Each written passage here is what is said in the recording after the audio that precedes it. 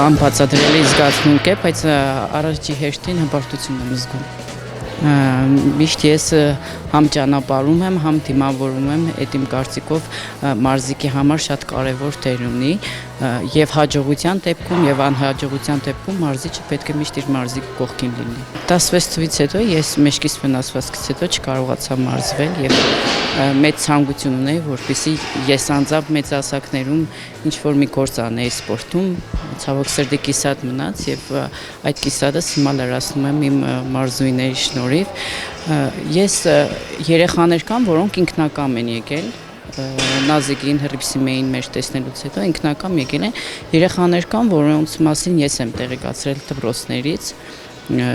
գնացել եմ, ծնողների հետ խոսել եմ եւ բերել եմ սպորտի։ Երեխաներ կան, որոնք որ իրենց տվյալներով հենց ծանրամարտի տվյալներ չեն ունեցել, բայց ես քրտնաջան աշխատել եմ, փորձել եմ որպեսզի իրանք մարզվեն։ Մի քիչ բարդություն է եղել ծնողների հետ կապված, որովհետև թե աղջիկ ծանր սպորտաձև մի քիչ դժվար է ընդունել այդ ամեն ինչը, բայց աղջիկները երբ որ սիրում են,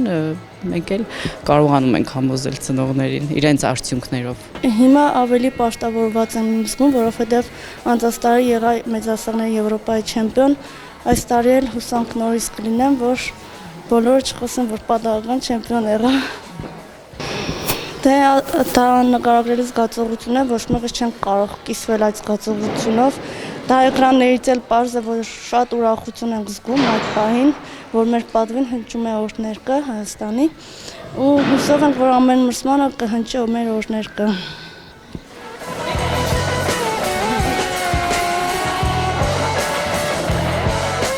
Մի քանի սպորտաձևերի հաճախել եմ, դուրս չի եկել։ Ուզում էի սկզբից կարատեի գնայի, մի փոքր ժամանակ գնացել էի, հետո էլի չհամակարգվեցի։ Մարզիչս եկել էր մեր դպրոց, երեխաներ էր հավաքում էլի, որպեսզի բերեր ծանրամարտի։ Տեսել էի մայրիկիս համոզում էի, որ գնայի, չէր համաձայնվում։ Մի օրերից մեկ օր վերջը համոզեցի մայրիկիս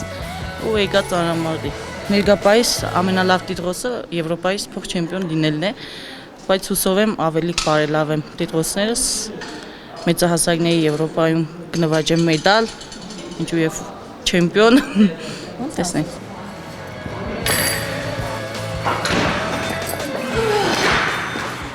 Ես 6 տարեկանից սպորտում եմ եղել, գիմնաստիկայի եմ հաճախել 3 տարի։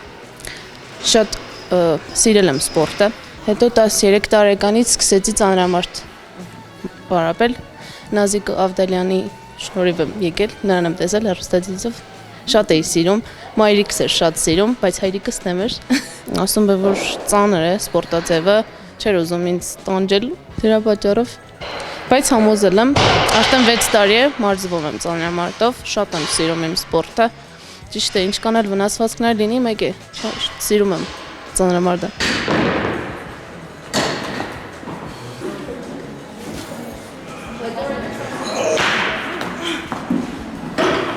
10 տարեկանից շատ եմ սիրել սպորտը, առաջի քայլերս արել եմ Հոկտեմբերյանում, ես այնտեղից եմ, իդեպ այնտեղ եմ մարզվել, հետո 18 թվականին տեղափոխվել եմ Լեննական ու այստեղ է սկսվել իմ բոլոր հաջողությունները։ Անցած տարի շատ գոհ եմ եղել իմ արդյունքներից, առաջին անգամ դարձա աշխարհի չեմպիոն ու ընդգրկվեցի 10 լավագույն մարզիկների մեջ, շատ գոհ եմ իմ արդյունքներից ու հուսով եմ, որ այդպես կարողանամ շարունակել 2025 թվականը։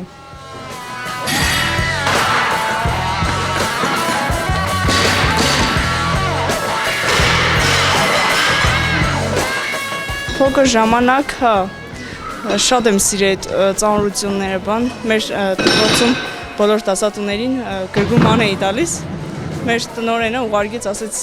մեզի այդքան գրգելու տեղը մեղք ես գնա շտանգա կոնե գրգի, որ ինչ որ օգուտ ունենաս այդ ամեն ինչից էլի։ Ինձ թվում է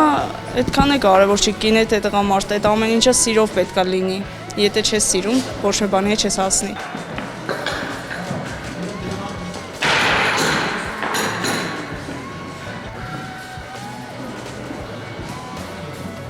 Շնորհավորում եմ բոլոր կանանց եւ մայրերի մարտիուտը, անձինս իմ մայրիկի մարտիուտը, շնորհակալ եմ, որ ինքը իմ նման աղջիկ է դաստիարակել։ Ուզում եմ, որ բոլոր մայրերը եւ աղջիկները կանայք լինեն միշտ շատ առողջ եւ երջանիկ։